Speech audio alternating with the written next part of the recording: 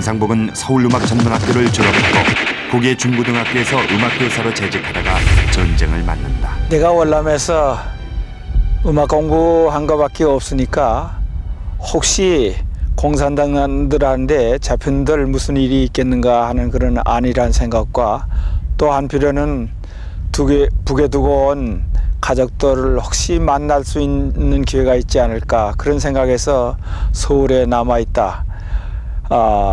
한번 내가 나가던 고개 중고등학교에 나갔더니 벌써 북에서 넘어온 사람들이 그것을 점령하고 있으면서 나더러 공산당 노래를 가르치라는 것이에요. 그래서 내가 북에서 공산당이 싫어서 넘어왔는데 공산당 노래를 가르칠 수는 없고 그래서 한 열흘 동안 서울에서 전전긍긍하다서 결국 피난 대열에 끼고 말았죠. 강상복은 남쪽이 아닌 북쪽으로 향한다. 전선이 하루가 다르게 남하하고 있어 잘못했다간 인민군 뒤를 쫓는 꼴이 될 수도 있다는 생각 때문이었다. 일단 38선 접경지 반쟁이라는 곳에 갔는데 그곳에는 그 전에 토마스 전조대 때에 알게 되었던 김장론이라는 댁이에요. 근데 김장로님이 참 반갑게 맞이해 줬고 내가 북에 있는 가족을 만나러 가겠다고 그러니까 거기 가면은 공산당들이 월남했던 사람들을 표적으로 삼기 때문에 절대로 가면 안 된다고 그런 말하는 바람에 그 집에서 농사일을 배우면서 가을까지 지내다서 다시 또 서울로 올라가기로 결심을 했죠. 김장로님이 주신 쌀두마를 지고 서울까지 걸어 올라간 양으로 한 30리쯤 오니까 그만 발이 부르터서 더 갈 수가 없어요.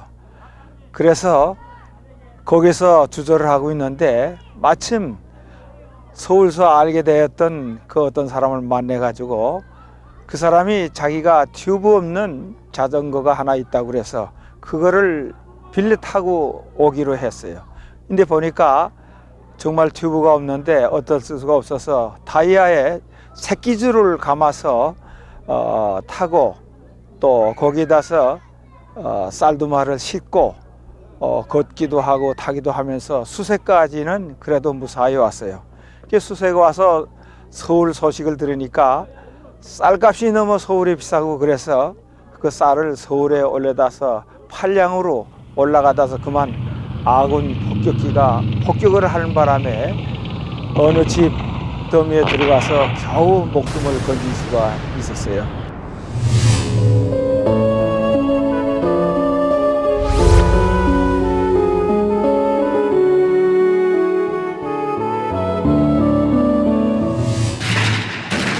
때마침 유엔군의 인천 상륙작전이 성공을 거두고 서울이 탈환된다.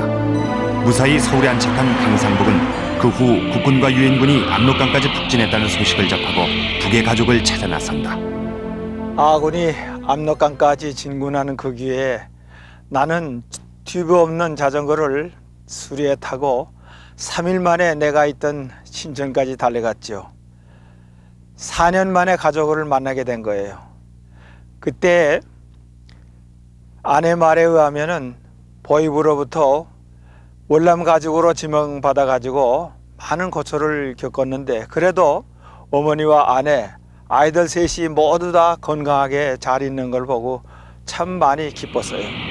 그런데 이웃에 있는 많은 집들은 폭격을 받아서 모든 것이 다 황폐화가 됐는데 안 믿어지리만큼 우리 집만은 무사했어요. 수많은 민간인들의 인명 피해 속에 강상복의 가족이 무사했다는 것은 행운이었다. 이때 유엔군과 인민군의 밀고 밀리는 접전 속에 반역자, 부역자란 이름으로 민간인 학살이 무차별적으로 자행됐던 것이다. 불과 가족과 상봉한 지 한 달여 만에 강상복은 가족과 민족의 대이동 일사후퇴의 피난길에 오른다. 살기 위한 피난이었지만 생명의 위험은 매한가지였다. 유엔군의 무차별 폭격은 많은 피난민들의 목숨을 앗아갔다. 이것은 지금도 진상이 밝혀지지 않고 논란이 되는 문제이기도 하다. 아내는 세 아이를 데리고 짐 보따리를 다른 사람의 마차에 싣고 먼저 떠났어요. 나는 그래도 무엇을 좀 가져가기 위해서 소달구지를 하나 구해가지고 거기다 싣고 어머니와 같이 뒤따라갔지요. 그때 그 가는 길은 정말 참 험악했습니다. 죽은 시체를 밟고도 지나가고 또 뭐 그 가는 길이 정말 뭐라고 말할 수 없이 곤란스러웠어요. 그러나 1차 목표지 해주까지는 무사히 가서 먼저 간 아내와 아이들을 또 만나게 되었죠. 방송에서는 계속 돌아가라고 외치는 거예요. 순진하게 그 말을 믿고 집으로 돌아가더라는데 그만 가는 도중에 내가 이질배를 심하게 앓게 됐어요. 근데 더 갈 수가 없어서 머물고 있는데 어머니께서는 그새를 못 참아서 먼저 집으로 돌아갔었는데 그동안에 인민군이 그 신천을 점령하게 됐어요. 그러니까 결과적으로 나는 배앓이 때문에 전화위복이 됐고 어머니는 나와 또 생이별을 하게 됐지. 그 후 강상복과 가족은 창린도 섬으로 가 본격적인 피난민 생활을 하게 된다.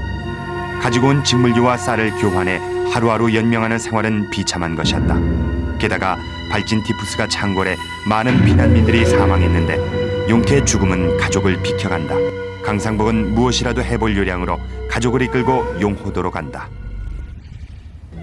용호도로 간 강상복은 라디오를 구해 전시 상황을 피난민들에게 전하는 활동으로 해군의 민간 해군 보도대장으로 임명돼 쌀을 지원받는 등 피난민들에게 도움을 준다.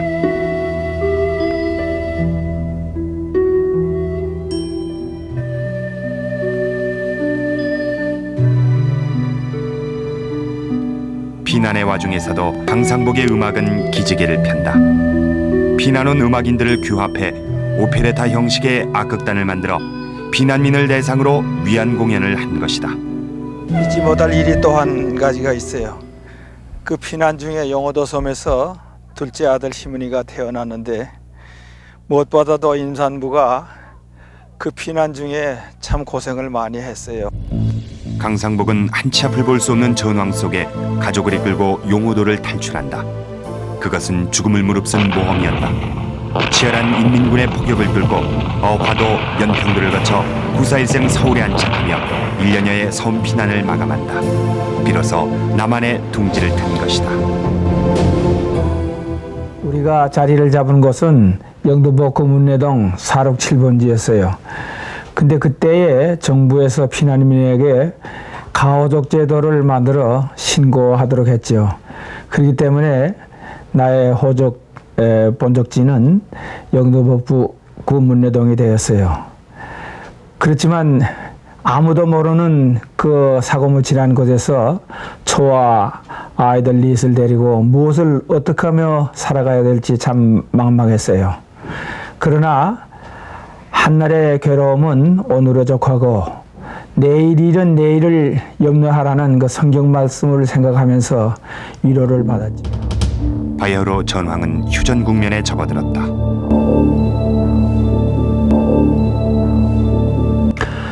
피난 올 때 가져온 비단을 조금씩 팔기도 하고 또 미군 군복을 염색해서 팔기도 하고 또 아내가 삭바느질을 하면서 그날을 지냈는데 다행히 제가 낙양학교에 취직을 하면서 점점 좀 생활이 풀리기 시작했죠.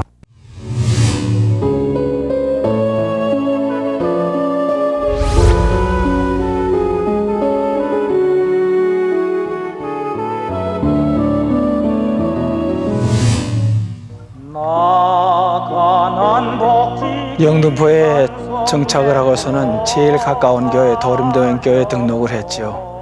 그리고 그 도림동교회 성가대 지휘도 맡았고 또 성가대 대장과 집사직도 맡아서 활동을 하면서 영등포에 있는 모든 교회가 그 연합으로 하는 연합성가대 지휘도 했고 또 필그림 성가단을 조직해서 순회 공연을 하는 등 많은 음악 활동을 하기 시작했어요. 기독 신앙은 강상복의 아이덴티티이자 음악의 원천이었다. 신앙으로 살찌운 음악은 1953년 첫 찬송 독창회로 나타난다.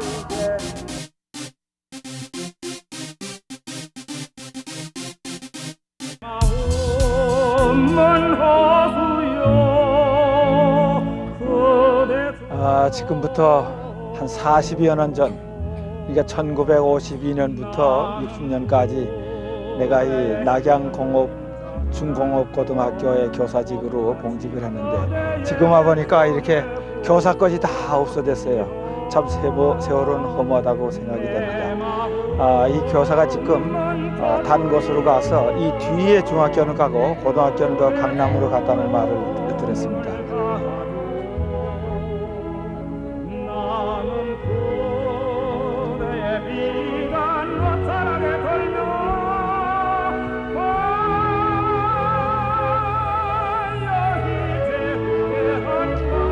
내가 영등포에서 음악을 활동을 하는 걸 보시고서 그때 그 낙양 중공업고등학교 교감으로 계시는 김덕규 선생님께서 나를 교사로 추천을 하셨어요. 그래서 그 음악 교육에도 많이 힘줬지만 그때 당시 밴드부를 조직해서 그때 또 많은 활동을 한 것이 지금 새삼스럽게 생각이 납니다.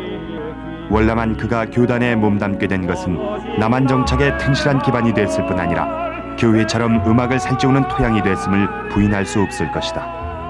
자리가 잡혀가면서 강상복은 생이별로 북에 남은 어머니를 잊지 못하는데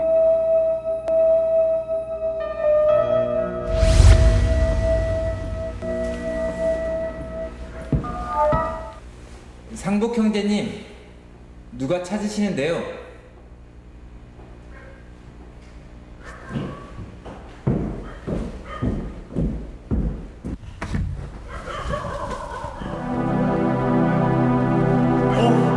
어머니!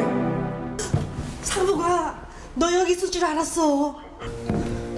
어머니, 정말 어머니가 맞죠? 꿈은 아니죠? 그래, 내가 네 소식은 들었어. 제가 여기 있는 줄은 어떻게 알았어요? 영등포에 있다는 소식을 들었지. 네가 음악을 하기 때문에 교회 가면 큰 힘을 챙길 줄 알았어. 그래요. 어머니 정말 잘하셨어요.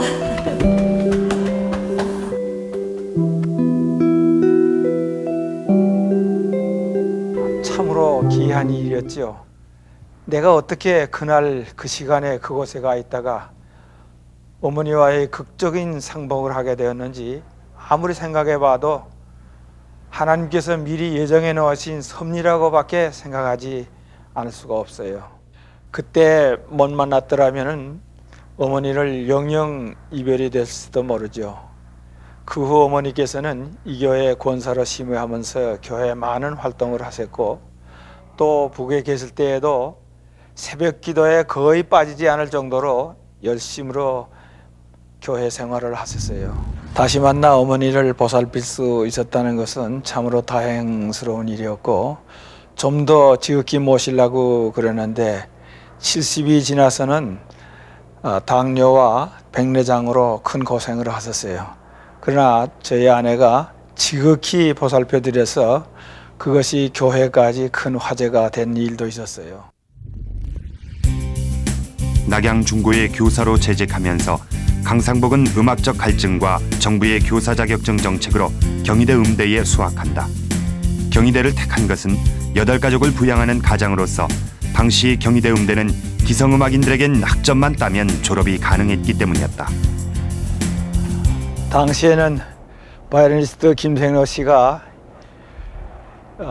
재직하고 계시는 이 학교가 상당히 인기가 좋았죠. 저는 그때 이 경희음대를 제2회로 졸업하고 학사와 고등학교 정교사 자격증을 취득했었죠.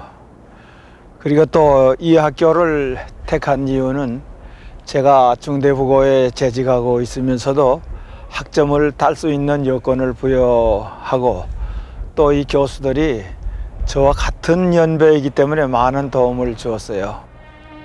그의 음악 활동은 전방위적으로 다양하게 펼쳐진다. 훗날 강상복은 음악가로선 특이하게 금융업에 손을 대 사업가로 성공하는데 그는 이때 음악 교습을 시작하며 전쟁의 가난에서 빠르게 벗어난다. 처음 피아노 살 때는 어떤 그 특별한 사연이 하나 있어요. 내가 피아노 상회를 잠깐 들렀더니 자주색 영국제 아프라이트 중가 피아노가 하나 있었는데 애석하게도 그 전쟁통에 피아노 우뚜껑이 없어졌어요. 그러나 그때는 피아노가 아주 귀한 때가 돼서 그래도 그거를 사고 싶은 욕심이 생겼어요. 집에 돌아와 피아노 살 걱정을 하고 음악을 하려면은 꼭 피아노가 필요한데 그러면서 걱정을 했더니 그 말을 들은 어머니께서 북에서 넘어오실 때에 소중하게 간직하고 오신 금가락지 5개를 꺼내내오면서 이걸 팔아서 보태 쓰라고. 그 피아노로 강상복은 음악문화생을 양성한다. 또한 아버지의 음악적 열정 속에 성장한 큰딸 금자와 둘째 딸 금숙이 피아노를 전공하며 음악 가족이 제가 된다. 어렸을 때 이제 아버님이 노래를 하시고 또 저희 가정이 다 음악을 좋아하는 가정이었어요. 그래서 저도 좋아하게 됐고 또 아버님한테 어렸을 때부터 피아노를 배우게 됐습니다. 그래서 그때부터 또 열심히 배웠고 또 아버님이 독창이 하실 때 제가 또 반주를 하게 됐는데 그때가 아마 중학교 3학년이었던 것 같아요. 그때 제 생각에도 내가 그걸 잘 할 수 있을까 했는데 하여튼 그거를 뭐 잘 그거를 넘겼던 것 같습니다.